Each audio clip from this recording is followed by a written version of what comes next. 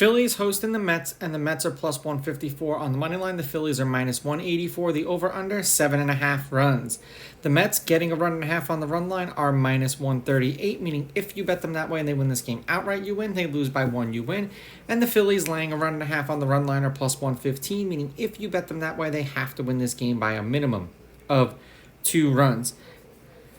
Now, the Mets are 2-3 in Quintana's last 5 starts. He's got an ERA of 2. He averages 6 innings pitched and 4 strikeouts per game in those games. And the under is 3-2 in his last 5 starts. In his last 3 starts against the Phillies, he averages 5 2/3 innings pitched, 3.7 hits, 0.7 runs, 0.3 were earned, 7 strikeouts, 1.3 walks, and 0.3 home runs, and 89.3 pitches.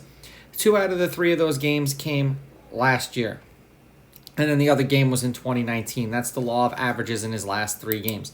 For the Phillies, they are 3-2 in Wheeler's last 5 starts. He's got an ERA of 2.2. He's averaging 6 innings pitched and 7.2 strikeouts per game in those games. The over is 3-2 in his last 5. And in his last 3 starts against the Mets this year and last year, averaging 5 1/3 innings pitched, 7.7 hits, 5 earned runs, 6.3 strikeouts, 2.3 walks, 0.7 home runs, and 102.7 pitches.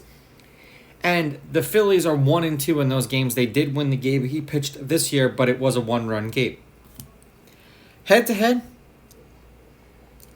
the home team is on a 3-game winning streak. The home team is 8-2. The Phillies are on a 3-game winning streak. These teams are 5-5 in their last 10. The favorite is on a 6-game winning streak. The favorite is 7-3 on the money line. However, the underdog getting a run and a half on the run line is 7-3. There have been 4 one-run games in their last 10, including the last 3 games that they've played against each other. The under is 6-3-1, and the under 7.5 is 6-4. The Phillies, we'll go with the Mets first. The Mets are 5-5 in their last 10, 1-3 in their last 4, and they're on a 2-game losing streak because they lost both of the games to the Phillies. While the Phillies are on a 3-game winning streak, they are 3-1 in their last 4, 6-4 in their last 10.